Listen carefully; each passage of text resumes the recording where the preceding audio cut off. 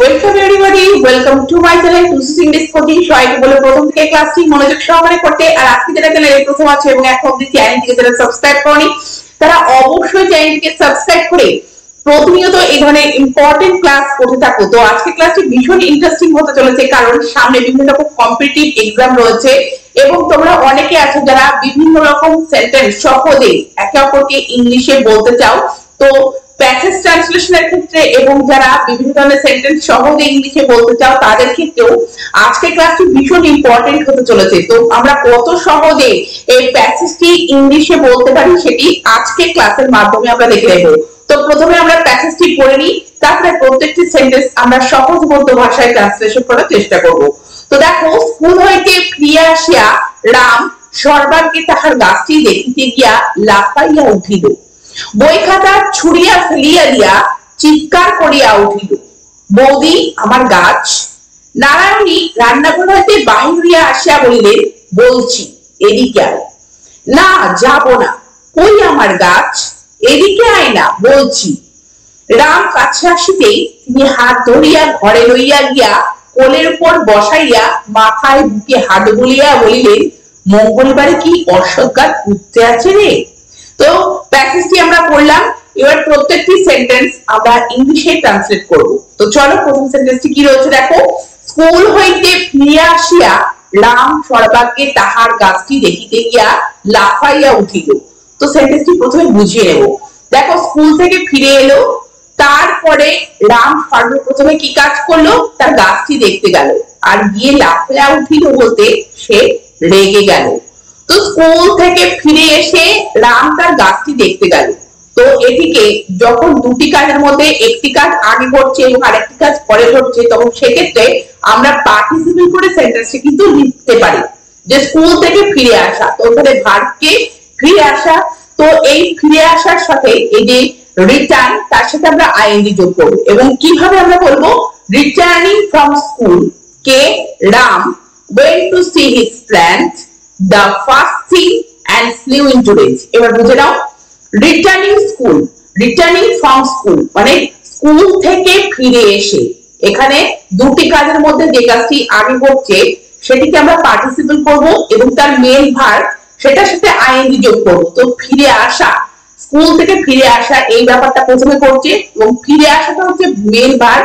তো রিটার্ন তার সাথে আইএনজি যোগ, রিটার্নিং ফ্রম স্কুল কি আসছে? আমরা সরাসরি বসাবো নাউন রাম। রাম কি করলো? তারপরে went to see his plant, তার গাছটি দেখতে গেল। the first thing সর্বাগ্রে বলতে প্রথমে যে সেই যে কাজটি সে করেছিল। and flew into rage, এবং তারপরে কি হলো? সে রেগে গিয়েছিল। flew into rage মানে সে রেগে গিয়েছিল। লাফাইয়া উঠিল বলতে সে রেগে গেছিল। আবার এইভাবে বলতে পারো, after returning from school Ram first went to see his plant and became angry। After বসেও বলতে পারো যে স্কুল থেকে ফিরে আসার পর, এইভাবেও লিখতে পারো যে আফটার রিটার্নিং ফ্রম স্কুল। তারপরে কি বসতে হবে? রাম ফার্স্ট মানে সর্বপ্রথমে কোথায় গেছিল? went to see his plant, তার গাছটি দেখতে গিয়েছিল। and became angry, flew into rage যদি না মনে থাকে became angry, এই সহজ ভাষাতেও দিতে পারো যে রেগে গেছিল। আবার এইভাবেও যারা তোমরা পার্টিসিপল বুঝতে পারছো না তারা একদম সহজ সরল ভাষায় এইটি লিখতে পারো যে when Ram came back from his school at first he went to see his plant and became angry।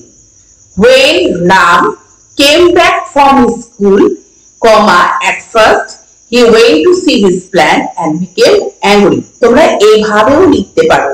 তো যারা পার্টিসিপল করে বুঝতে পারছো তারা পার্টিসিপল করে এইভাবে লিখতে পারো, আর যারা বুঝতে পারছো না তারা সহজবোধ্য ভাষায় ওয়েন দিয়েও সেন্টেন্সটিকে লিখতে পারো। এবার পরের সেন্টেন্সটিকে দেখো, বৌদি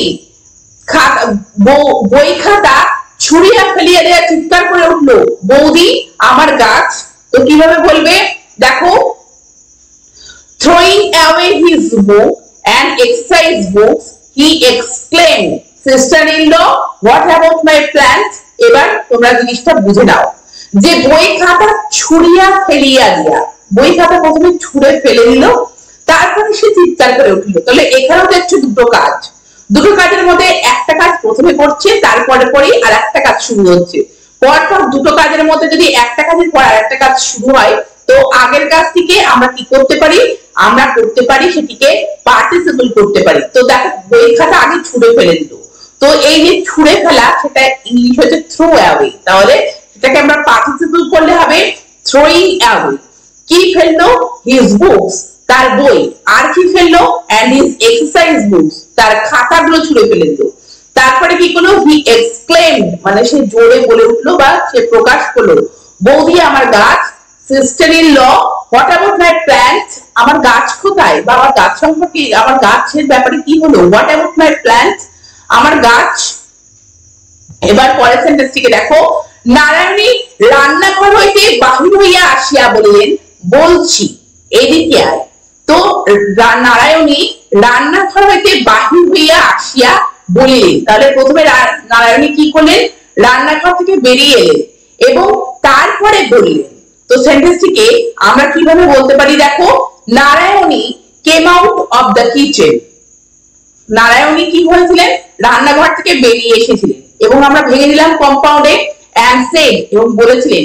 এবং প্রত্যক্ষ যে কথাটা, সেই কথাটাই আমাদেরকে এখানে লিখতে হবে, যে বলছি বলতে I shall tell you, মানে আমি তোমাকে বলবো, I shall tell you। এদিকে আয়, but first come here, কিন্তু প্রথমে এদিকে এসো, but first come here, কিন্তু এদিকে এসো প্রথমে। তো দেখো, Narayani came out of the kitchen, Narayani রান্নাঘর থেকে বেরিয়ে এলেন। তো সেটি আমরা দেখো সিম্পল পাস্টে লিখলাম, কাম এর পাস্ট কেম, তো came out of the kitchen, রান্নাঘর থেকে বেরিয়ে এলেন।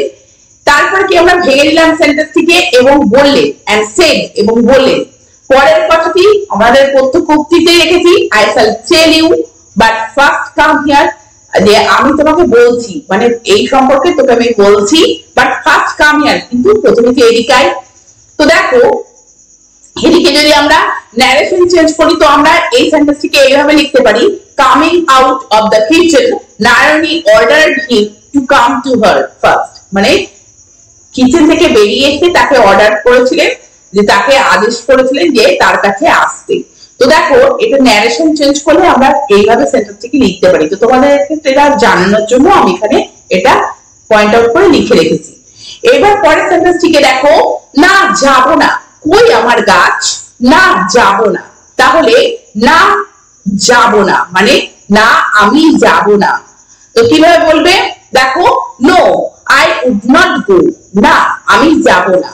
এবার কই আমার গাছ, মানে কোথায় আমার গাছ, ওয়্যার ইজ মাই প্ল্যান, প্রত্যক্ষ উক্তিতে রাখা হয়েছে, সেই জন্য দেখো ব্যাক এটা ইনভার্টেড কমার মধ্যে রাখা হয়েছে, সেই জন্য ওয়্যার ইজ মানে যার কথা, সেই কথাটা পুরোপুরি প্রত্যক্ষ উক্তিতে রাখা হচ্ছে, ডিরেক্ট রাখা হচ্ছে।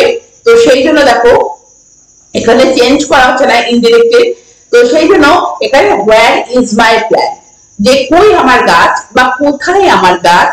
এবার পরের সেন্টেন্সটি দেখো, এদিকে আয় না, বলছি, জোর দিয়ে বলছে, যে জোর দিয়ে তখন বৌদি বলছেন, এদিকে আয় না, বলছি। তো কিভাবে বলবে, ডু কাম হিয়ার, কোন সময় কোনো কিছু যখন জোর দিয়ে বলা হয় সেখানে আমরা ডু শব্দটিকে রাখতে পারি, যে ডু কাম হিয়ার, এদিকে আয় না, I will tell about it, I will tell you about it, যে আমি তোকে এই সম্পর্কে বলবো বা বলছি, I will tell you about it, আমি এই সম্পর্কে তোকে বলছি।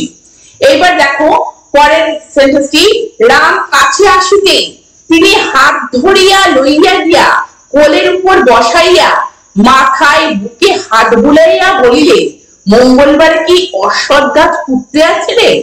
তো দেখো সেন্টেন্সটি বড় রয়েছে, তো আমরা খুব ভেঙে ভেঙে প্রথমে বুঝে নেব, তারপরে ট্রান্সলেট করব।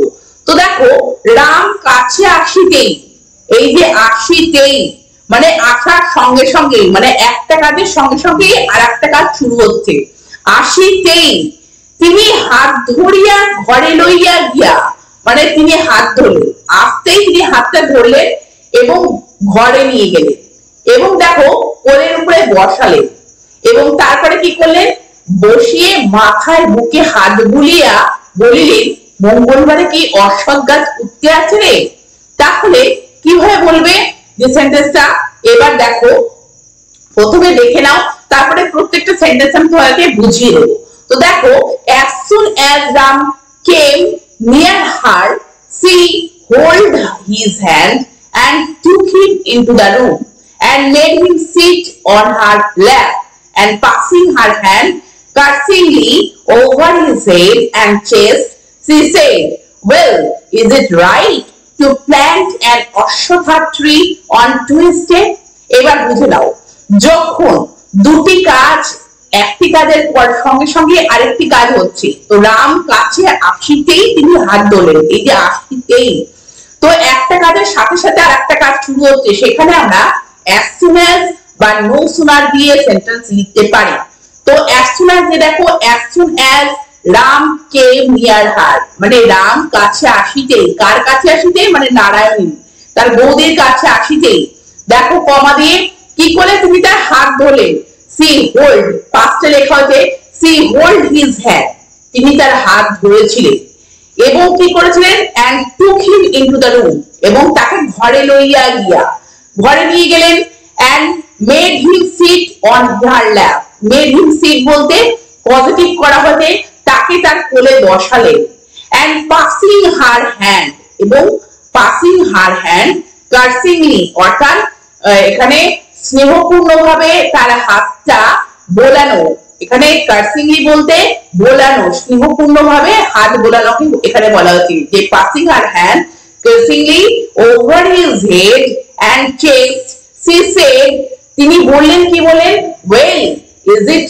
right, বলছে মঙ্গলবারে কি অশ্বত্থ গাছ পুঁততে আছে, মানে এটা কি ঠিক, মঙ্গলবারে অশ্বত্থ গাছ পোঁতাটা কি ঠিক, well, is it right to plant an ashwatha tree on Tuesday, মঙ্গলবারে অশ্বত্থ গাছ কি পোঁতা ঠিক, well, is it right to plant an ashwatha tree on Tuesday, যে মঙ্গলবারে কি অশ্বত্থ গাছ পোঁতা কি ঠিক বা পুঁততে আছে, এই ব্যাপারটা বোঝানো হয়েছে। তো তোমরা এই সেন্টেন্সটি no sooner than দিয়েও লিখতে পারো, কিভাবে হবে, no sooner did Ram come, did যদি বসাও সেক্ষেত্রে এখানে come হবে, no sooner did Ram come near her than she hold his hand and took him into the room and made him sit on her lap, and passing her hand caressingly over his head and chest, she said, well, is it right to plant an ashwatha tree on Tuesday? তো তোমরা দেখলে যে পুরো প্যাসেজটা কত সহজবোধ্য ভাষায় আমি Bengali থেকে ইংলিশে ট্রান্সলেট করলাম। তো তোমরা এই সেন্টেন্সগুলিকে খুব ভালোভাবে বুঝে নিয়ে ইংলিশে ট্রান্সলেট করার চেষ্টা করো, আর প্রতিনিয়ত এই ধরনের ক্লাস পাওয়ার জন্য চ্যানেলটিকে সাবস্ক্রাইব রেখে প্রতিনিয়ত এই ধরনের ইম্পর্টেন্ট ক্লাস করতে থাকো। Thank you very much, thank you for watching this video.